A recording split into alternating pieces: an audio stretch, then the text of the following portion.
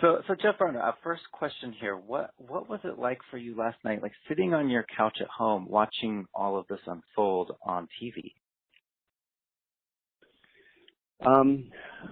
Well, I lived this experience, and I have spent the last 10 months reliving this experience, unable to talk about it to anybody. So having this air was a beginning of healing in in a way. And I dreaded it, but at the same time, I looked forward to it because it was the beginning of being able to step forward in a truth that I've not really been able to talk about until now. But my experience with the show last night was 100% focused on Zeke. I didn't care anything about me. It was how he was going to come across, and will he be okay, and will this look good for him, and how will he handle this? And, it's important for me that he be healthy and safe and in a decent place with this, because it's super important. And that's where my focus was last night. And you did post a very heartfelt apology on Twitter. What responses are you hearing from your fans in these past few hours? I'm not looking at that, so I have to say I don't really know what is on social media right now. I think it's important that I stay away from that. But the people who can get to me around that and through that, it's been so supportive, not only of me, but of Zeke. Everybody who knows me knows my heart, and they know my soul, and they know that I'm not that person who would do something like that in a normal environment.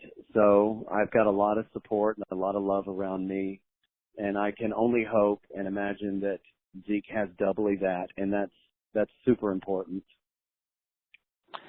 And, you've done a ton of interviews today. I'm sure you have some to come. Is there anything you haven't been asked yet that you really want to make sure people know about you?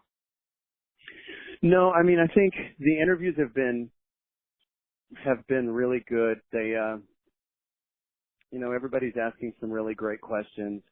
It's important for me that this situation ultimately creates something positive. So, the fact that this conversation is even existing, I think is a beautiful thing.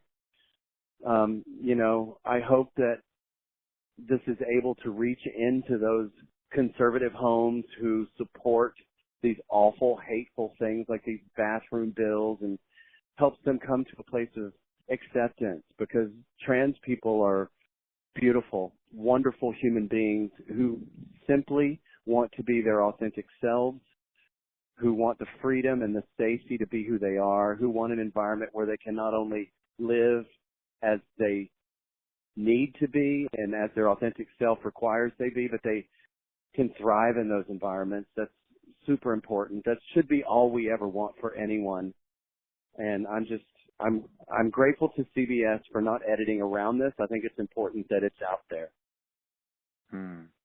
Well, I know you have to run, Jeff, but thank you for chatting with us today, and we will hopefully chat with you again in the future.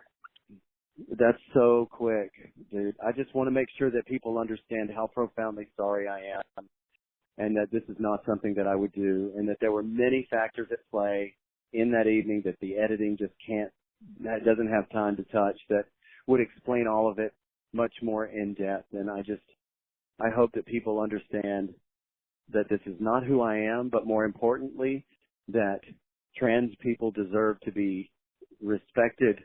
I want to lift up their dignity. I want to humanize them. It's important that we lift their voices and help them be heard, because in the end, they're ultimately the ones who will make the change.